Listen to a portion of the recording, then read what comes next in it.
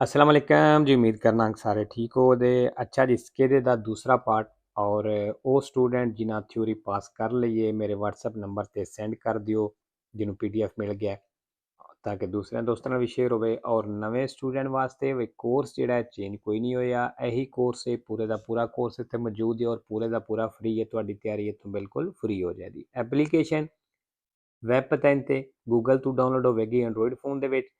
ਔਰ ਅਗਰ ਤੁਹਾਡੇ ਕੋਲ ਆਈਫੋਨ ਹੈ ਤੇ ਫਿਰ ਤੁਸੀਂ ਇਹ ਵਾਲੀ ਐਪਲੀਕੇਸ਼ਨ ਆਨਲਾਈਨ ਯੂਜ਼ ਕਰ ਸਕਦੇ ਹੋ। ਠੀਕ ਹੈ, ਇਹ ਗੱਲਾਂ ਸੇਮ ਹੀ ਹਰ ਵੀਡੀਓ 'ਚ ਰਿਪੀਟ ਇਸ ਤੋਂ ਕਰਨਾ ਕਿ ਜਿਹੜੇ ਨਵੇਂ ਸਟੂਡੈਂਟ ਨੇ ਜਦੋਂ ਸਟਾਰਟ ਕਰਦੇ ਨੇ ਉਹਨਾਂ ਦੇ ਜ਼ਿਹਨ ਦੇ ਵਿੱਚ ਕਾਫੀ ਸਾਰੇ ਸਵਾਲ ਹੁੰਦੇ ਨੇ। ਪਹਿਲਾ ਕਿ ਕੋਰਸ ਹੈ ਇਹ ਜਾਂ ਨਹੀਂ। ਠੀਕ ਹੈ, ਉਹ ਵੀ ਮੈਂ ਦੱਸਤਾ ਵੀ ਕੋਰਸ ਹੈ ਇਹ, ਕੁਝ ਵੀ ਚੇਂਜ ਨਹੀਂ ਹੋਇਆ। ਸਿਰਫ ਇਹ ਵੀਡੀਓ ਪਹਿਲਾਂ ਦੀਆਂ ਅਪਲੋਡ ਕੀਤੀਆਂ ਨੇ ਜਦੋਂ ਇਹ ਥੋੜੀ ਚੇਂਜਿੰਗ ਆਈ ਹੈ। ਪਹਿਲਾਂ ਕੁਰਾਨਤਾ ਦਮਾਂਦੇ ਹੁੰਦੇ ਸਨ 40, ਫਿਰ ਉਹਨਾਂ 30 ਕਰ ਦਿੱਤੇ। ਠੀਕ ਹੈ, ਉਹ ਸਿਰਫ ਇਜ਼ਾਮੇ ਦੇ ਵਿੱਚ ਫਰਕ ਆਇਆ, ਲੇਕਿਨ ਕੋਰਸ ਹੈ ਇਹ, ਕੋਰਸ ਵਿੱਚ ਚੇਂਜਿੰਗ ਕੋਈ ਨਹੀਂ ਹੋਈ।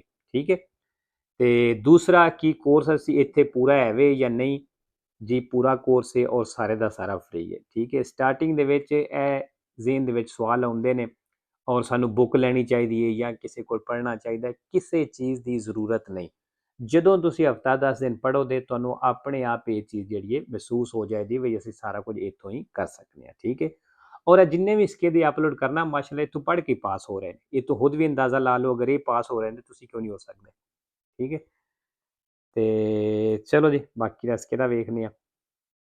16 ਨੰਬਰ, ਇਨ ਕਾਜ਼ੋ ਦੀ ਅਰੈਸਟੋ ਫੋਰਸਾਤੋ, ਕਹਿੰਦਾ ਉਹ ਸੂਰਤ ਜਦੋਂ ਰੁਕ ਗਏ ਹੋ ਦੀ ਉਨ ਵਹੀਕਲ, ਗੱਡੀ ਇੱਕ ਰੁਕ ਗਈ ਹੈ ਸੂਈ ਬਿਨਾਰੀ ਦੀ ਉਨ ਪਸਾਜੋ ਵਾਲੀ ਵੈਲੋ, ਫਾਟਕ ਦੀਆਂ ਪਟੜੀਆਂ ਦੇ ਉੱਤੇ। ਬਿਜ਼ੋਨੀਆ ਸਪੋਸਤਾਰਲੋ, ਕਹਿੰਦਾ ਉਹਨੂੰ ਹਟਾਣਾ ਹੈ। ਸਪਿੰਜੈਂਦੋਲੋ, ਧੱਕਾ ਲਾ ਕੇ। ਕੁਆਂਤੋ ਪ੍ਰੀਮਾ, ਜਿਤਨਾ ਪਹਿਲਾਂ ਹੋ ਸਕਦਾ ਹੈ ਫੌਰੀ ਦੇ ਬਿਨਾਰੀ ਪਟੜੀਆਂ ਤੋਂ ਬਾਹਰ। ਵੇਰੋ ਜੀ, ਅਗਰ ਗੱਡੀ ਖਰਾਬ ਹੋ ਜਾਂਦੀ ਹੈ, ਰੁਕ ਜਾਂਦੀ ਹੈ ਪਟੜੀਆਂ ਦੇ ਉੱਤੇ, ਤੇ ਉਹਨੂੰ ਧੱਕਾ ਲਾ ਕੇ ਜਾਂ ਕਿਸੇ ਵੀ ਤਰੀਕੇ ਉਹਨੂੰ ਉੱਥੋਂ ਬਾਹਰ ਕੱਢਣਾ।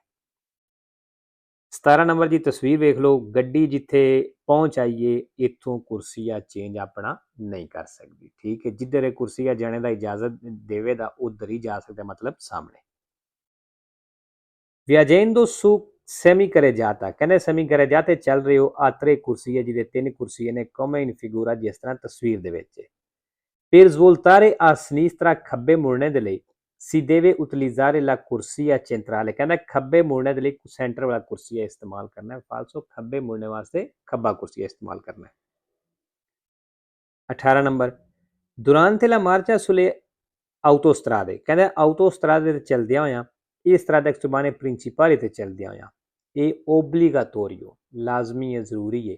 uso dei protettori ana abbaglianti, ana abbaglianti ਲਾਈਟਾਂ ਦਾ ਇਸਤੇਮਾਲ anche di giorno, ਦਿਨ ਨੂੰ ਵੀ। ਵੇਰੋ ਜੀ, ਦਿਨ ਹੋਵੇ ਰਾਤ ਹੋਵੇ, ana abbaglianti ਲਾਈਟਾਂ ਦਾ ਇਸਤੇਮਾਲ ਕਰਨਾ ਜ਼ਰੂਰੀ ਹੈ। 19 number, con la patente di categoria AM, ਕਹਿੰਦਾ AM ਕੈਟੇਗਰੀ ਦੇ ਲਾਇਸੈਂਸ ਨਾਲ si possono condurre i quadricicli non leggeri, ਕਹਿੰਦਾ non leggeri ਵੀ ਚਲਾ ਸਕਦੇ ਹੋ ਕੁਆਡਰੀਸਿਕਲ ਜਿਹੜੀਆਂ ਨੇ, con potenza fino a 7 kilowatt, ਜਿਹਦੀ ਪਾਵਰ 7 ਕਿਲੋਵਾਟ ਤੱਕ ਹੋਵੇ। ਫਾਲਸੋ ਜੀ, ਅੱਛਾ ਇਹਨਾਂ ਵੇਰੋ ਕੀਤਾ ਲੇਕਿਨ ਫਾਲਸੋ ਹੈ, non leggeri ਨਹੀਂ ਚੱਲ ਸਕਦੀਆਂ। ਠੀਕ ਹੈ, ਸਿਰਫ leggeri AM ਨਾਲ ਚੱਲ ਸਕਦੀਆਂ ਨੇ, ਇਹ ਚੀਜ਼ ਆਪਣੇ ਜ਼ਿਹਨ ਰੱਖਣੀ ਹੈ।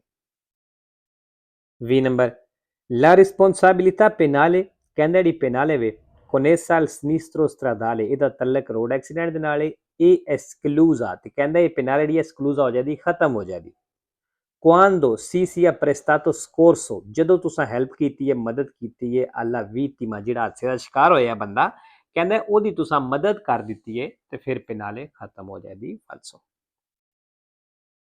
21 ਨੰਬਰ ਦੀ dritto di precedenza ਖਤਮ ਹੋ ਗਿਆ। Il segnale raffigurato indica, ਜਿਹੜਾ ਨਿਸ਼ਾਨ ਦਿਖਾਇਆ ਗਿਆ ਦੱਸ ਰਿਹਾ la fine del dritto di precedenza, ਵੀ ਸਿੱਧਿਆਂ ਹੱਕ ਖਤਮ ਹੋ ਗਿਆ anche su strade urbane, ਉਰਬਾਨੇ ਸੜਕਾਂ ਦੇ ਉੱਤੇ ਵੀ। ਵੇਰੋ 22 ਨੰਬਰ, ਦਿੱਲੀਆਂ ਤੋਰੇ ਆ ਗਿਆ ਜੀ। ਇਹ ਜਿਹੜੀਆਂ ਪਹਾੜਾਂ ਵਾਲੀਆਂ ਸੜਕਾਂ ਹੁੰਦੀਆਂ ਨੇ ਜਿੱਥੇ ਬਰਫ਼ਬਾਰੀ ਜ਼ਿਆਦਾ ਹੁੰਦੀ ਹੈ, ਉੱਥੇ ਕਿਨਾਰਿਆਂ ਤੇ ਲੱਗਿਆ ਹੁੰਦਾ ਕਿ ਅਗਰ ਬਰਫ਼ਬਾਰੀ ਜ਼ਿਆਦਾ ਹੋ ਗਈ ਹੈ ਤੇ ਕਿਨਾਰਾ ਨਜ਼ਰ ਆਉਂਦਾ ਰਹੇ, ਮਤਲਬ ਉਹਦਾ ਪਤਾ ਚੱਲਦਾ ਰਹੇ ਕਿਨਾਰਾ ਕਿੱਥੇ ਕਿੱਥੇ ਵੇ। Il delineatore raffigurato, delineatore ਦਿਖਾਇਆ ਗਿਆ ਇਹ posto ai lati della carreggiata, ਕਹਿੰਦਾ carreggiate ਦੇ ਸਾਈਡਾਂ ਤੇ ਲੱਗਿਆ, ਕਿਨਾਰਿਆਂ ਤੇ ਲੱਗਿਆ। nelle strade a montagna, ਪਹਾੜਾਂ ਵਾਲੀਆਂ ਸੜਕਾਂ ਦੇ ਵਿੱਚ soggette ad innevamento, ਜਿੱਥੇ innevamento ਹੁੰਦੀ ਮਤਲਬ ਬਰਫ਼ਬਾਰੀ ਹੁੰਦੀ ਹੈ। 23 number, la distanza di sicurezza, ਫਾਸਲਾ deve essere di almeno 100 metri, ਕਹਿੰਦਾ ਘੱਟੋ ਘੱਟ 100 ਮੀਟਰ ਹੋਣਾ ਚਾਹੀਦਾ ਹੈ। in caso di forte pioggia, ਉਸ ਸੂਰਤ ਜਦੋਂ ਜ਼ਿਆਦਾ ਬਾਰਿਸ਼ ਹੋਵੇ। falso। 24 number, dare precedenza al ਨਿਸ਼ਾਨ ਹੈ। il segnale raffigurato, ਜਿਹੜਾ ਨਿਸ਼ਾਨ ਦਿਖਾਇਆ ਗਿਆ può essere preceduto, ਕਹਿੰਦੇ ਇਸ ਤੋਂ ਪਹਿਲਾਂ ਹੋ ਸਕਦਾ ਹੈ, del previso, ਕਹਿੰਦੇ ਇਸ ਤੋਂ ਪਹਿਲਾਂ previso ਹੋ ਸਕਦਾ ਹੈ, di fermarsi e dare precedenza ਵਾਲਾ falso। ਅੱਛਾ ਜੀ, ਨਾ ਵੇਰੋ ਕੀਤੀ ਹੈ ਲੇਕਿਨ falso ਹੈ, ਦੂਸਰੀ ਗਲਤੀ ਹੈ। ਅੱਛਾ, ਗਲਤੀ ਕੀ ਹੈ ਔਰ ਅਕਸਰ ਸਟੂਡੈਂਟ ਇਹ ਸਵਾਲ ਗਲਤ ਕਰ ਦਿੰਦੇ ਨੇ। ਇਹ ਨਿਸ਼ਾਨ ਕਿਹੜਾ ਹੈ? ਦਾਰੇ ਪ੍ਰੈਸੀਡੈਂਸਾ। ਇਹਦਾ ਪ੍ਰੇਵੀਜ਼ੋ ਕੀ ਬਣਦਾ ਹੈ? ਸਿਰਫ ਇਹ ਦਾਰੇ ਪ੍ਰੈਸੀਡੈਂਸਾ ਵਾਲਾ ਪ੍ਰੇਵੀਜ਼ੋ ਹੋ ਸਕਦਾ ਹੈ। ਠੀਕ ਹੈ। ਇਹ ਜਿਹੜਾ ਫੇਰਮਾਰਸੀ ਉਹਨੇ ਨਾਲ ਗੱਲ ਕੀਤੀ ਨਾ, ਫੇਰਮਾਰਸੀ ਦਾਰੇ ਪ੍ਰੈਸੀਡੈਂਸਾ ਬੋਲੇ ਤੇ ਫਿਰ ਮਤਲਬ ਸਟਾਪ ਵਾਲੇ ਨਿਸ਼ਾਨ ਦੀ ਗੱਲ ਕਰ ਸਕਦਾ ਹੈ, ਮਤਲਬ ਕਰ ਰਿਹਾ ਹੈ। ਠੀਕ ਹੈ, ਇਸ ਚੀਜ਼ ਦਾ ਧਿਆਨ ਰੱਖਣਾ ਹੈ। ਅੱਛਾ ਜੀ, 25 ਨੰਬਰ ਪਰਕੇਜੋ ਨਾਲ ਹੀ ਬੱਸ ਦਾ ਸਟਾਪ ਹੈ 8 ਨੰਬਰ ਔਰ 45 ਨੰਬਰ ਦਾ।